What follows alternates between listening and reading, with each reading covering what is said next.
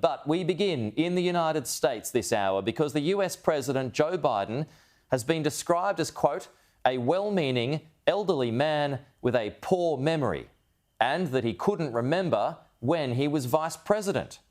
That was said by the US Special Counsel investigating the mishandling of classified documents. And our Washington correspondent Annelise Nielsen is across all the detail. Annelise, hello again. He won't face charges, but that is quite an attack on the president's mental health. Well, look, the fact he won't face charges is in and of itself an issue with his mental health. Essentially, what this investigation has found is that Joe Biden did willfully retain documents. This report has a few photos that we can show you now of where these were retained.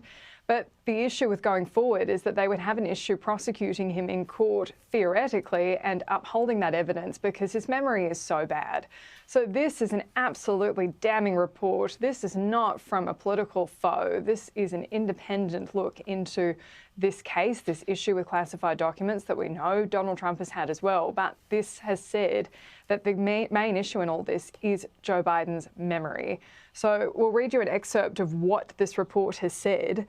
In part, it's a very lengthy report, but it said Mr. Biden's memory also appeared to have significant limitations both at the time he spoke to Swanitzer in 2017 as evidenced by their recorded conversations and today as evidenced by his recorded interview with our office. Mr. Biden's recorded conversations with Swanitzer from 2017 are often painfully slow, with Mr. Biden struggling to remember events and straining at times to read and relay his own notebook entries. In his interview with our office, Mr. Biden's memory was worse. He did not remember when he was vice president, forgetting on the first day of the interview when his term ended, quote, if it was 2013, when did I stop being vice president?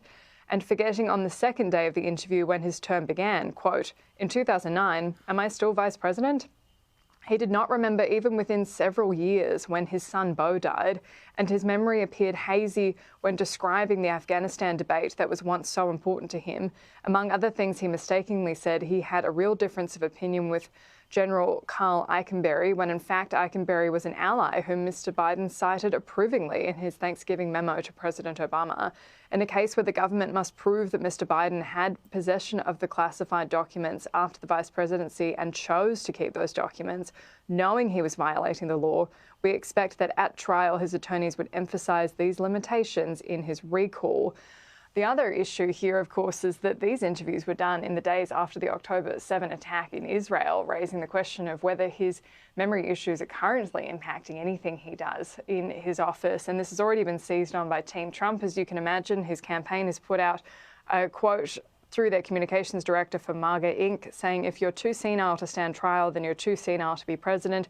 Joe Biden is unfit to lead this nation. We did know this report was likely to come out today, but the detail it goes into around the president's memory is quite shocking. It sure is, and I think that's a fair point, unfit to lead the nation. I mean, we are talking about the US president here who, as you mentioned there, Annelise, by someone independent away from politics, said his memory's poor right in an election campaign. That is some red meat for the Republicans.